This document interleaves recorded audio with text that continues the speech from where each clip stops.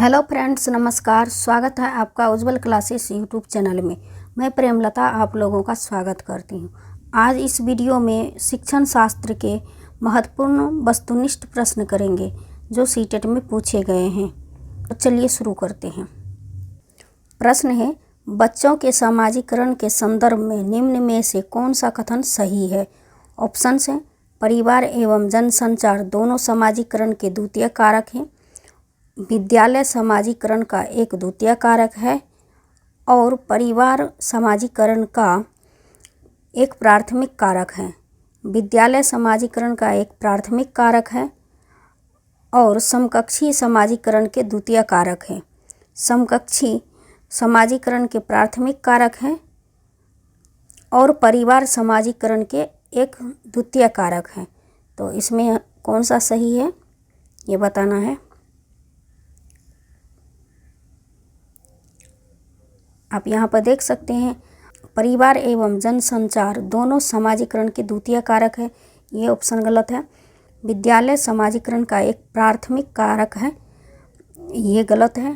प्राथमिक कारक परिवार होते हैं, तो ये भी गलत हो गया। समकक्षी समाजीकरण के प्राथमिक कारक हैं, जबकि यहाँ पर परिवार होते हैं, तो ये भी ऑप्शन गलत हो गया। इसका सही आंसर हो जाएगा ऑप्शन बी। विद्यालय समाजीकरण का द्वितीय कारक है और परिवार समाजीकरण का प्राथमिक कारक है। तो ऑप्शन बी इसका सही आंसर है। बढ़ते हैं अगले प्रश्न की ओर। निम्नलिखित में से कौन सा द्वितीयक समाजीकरण एजेंसी का उदाहरण है। ऑप्शंस हैं, परिवार एवं मीडिया, विद्यालय एवं मीडिया, मीडिया एवं पास पड़ोस, परिवार एवं पास पड़ोस।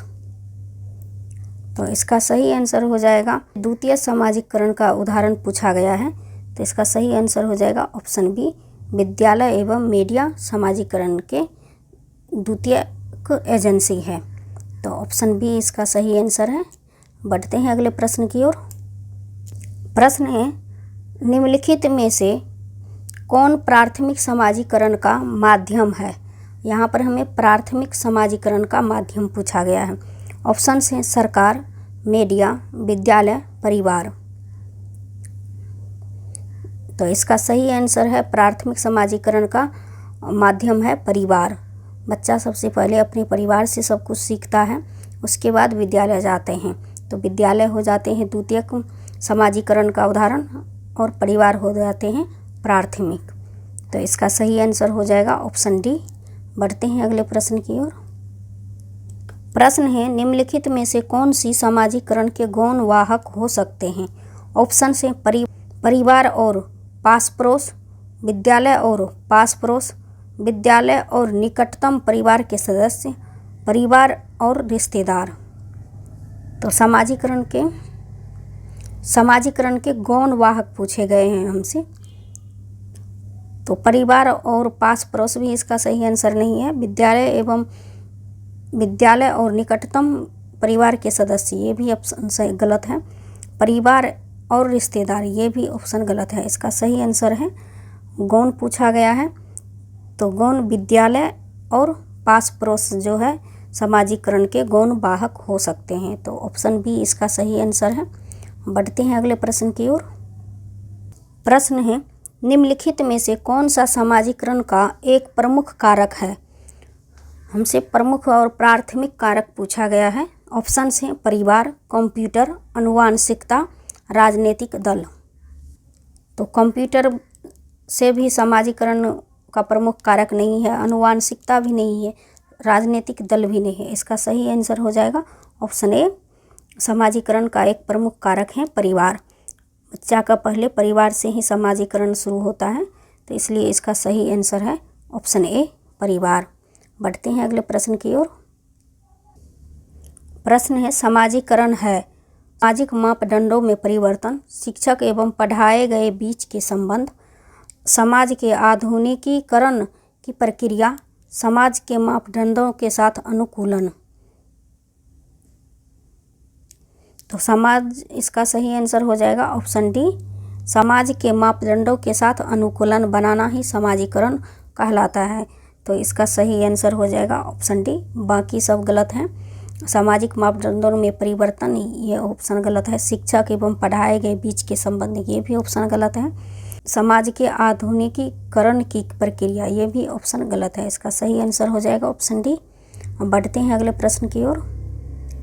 प्रश्न है, निम्न में से कौन सा समाजीकरण की निष्क्रिय एजेंसी है? हमसे निष्क्रिय एजेंसी पूछा गया है, इस बात का ध्यान रखेंगे।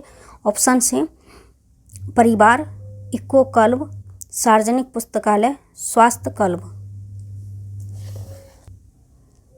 तो इसका सही आंसर हो जाएगा ऑप्शन सी, सार्वजनिक पुस्तकालय जो है समाजीकरण के निष्क्रिय एजेंसी हैं। जहां बालक दूसरों के साथ संप्रेरण के माध्यम से सामाजिक बनता है तथा अपने विचारों को दूसरे के साथ बांटता है, लेकिन सामाजिक पुस्तकालय में अधिक से अधिक संभव नहीं है। तो इसलिए इसका सही आंसर हो जाएगा ऑप्शन सी। बढ़ते हैं अगले प्रश्न की ओर। प्रश्न है, शिक्षा के संदर्भ में समाजीकरण से तात्पर्य है। ऑप्शन है सामाजिक मापदंडों के सदैव अनुपालन करना, अपने सामाजिक मापदंड बनाना, समाज में बड़ों का सम्मान करना, सामाजिक वातावरण में अनुकूलन और समायोजन। तो सामाजिक मापदंडों का सदैव अनुपालन करना, ये भी ऑप्शन गलत है। हम अपने सामाजिक मापदंड बनाना, ये भी ऑप्शन गलत है। समाज में बड़ों का सम्मान करना, ये भी ऑप्शन गलत है। इसका सही आंसर है समाजीकरण का तात्पर्य है सामाजिक वातावरण में अनुकूलन और समायोजन होता है। समाजीकरण की प्रक्रिया में दूसरे व्यक्तियों के साथ बच्चे के प्रथम संपर्क में आरंभ होकर आजीवन चलती रहती है और वह अपने सामाजिक वातावरण में अनुकूलन और समायोजन करना सीखता रहता है। तो इसका सही आंसर हो जाएगा ऑप्शन डी। बढ़ते हैं अगले प्रश्न की ओर। प्रश्न है, बच्चों के समाजीकरण में विद्यालय प्राथमिक कारक है, द्वितीयक कारक है, कि कोई भूमिका नहीं है, कि बहुत कम भूमिका है? बच्चों के समाजीकरण में विद्यालय द्वितीयक कारक हैं, तो ऑप्शन बी इसका सही आंसर है। बढ़ते हैं अगले प्रश्न की ओर। डैश एक प्रक्रिया है जिसके माध्यम से मानव शिशु समाज के सक्रिय सदस्य के रूप में निष्पादन करने के लिए आवश्यक कौशलों का अर्जन करना आरंभ कर देता है। ऑप्शंस हैं सीखना, परिपक्वता, विकास, समाजीकरण। तो सीखना भी इसका नहीं है आंसर, परिपक्वता भी इसका सही आंसर नहीं है, विकास भी नहीं है। तो समाजीकरण एक ऐसी प्रक्रिया है जिसके माध्यम से मानव शिशु समाज के सक्रिय सदस्य के रूप में निष्पादन करने के लिए आवश्यक कौशलों का अर्जन आरंभ कर देता है। तो ऑप्शन डी इसका सही आंसर है। बढ़ते हैं अगले प्रश्न की ओर। प्रश्न है, समाजीकरण की प्रक्रिया में शामिल नहीं है। हमसे नहीं पूछा गया है, इस बात का ध्यान रखेंगे। ऑप्शन हैं कौशलों का अर्जन, मूल्यों और विश्वासों का अर्जन, आनुवांशिक संचरण, एक संस्कृति की रीतियों और मापदंडों को सीखना। हमसे नहीं पूछा गया है, तो इसका सही आंसर हो जाएगा ऑप्शन सी, आनुवांशिक संचरण जो है सामाजिक प्रक्रिया में शामिल नहीं है। बाकी 3 शामिल है, हमसे गलत पूछा गया था, तो इसलिए इसका सही आंसर है ऑप्शन सी। आज के वीडियो में बस इतना ही। मिलती हूँ अगले वीडियो में नए प्रश्नों के साथ। Thank you so much.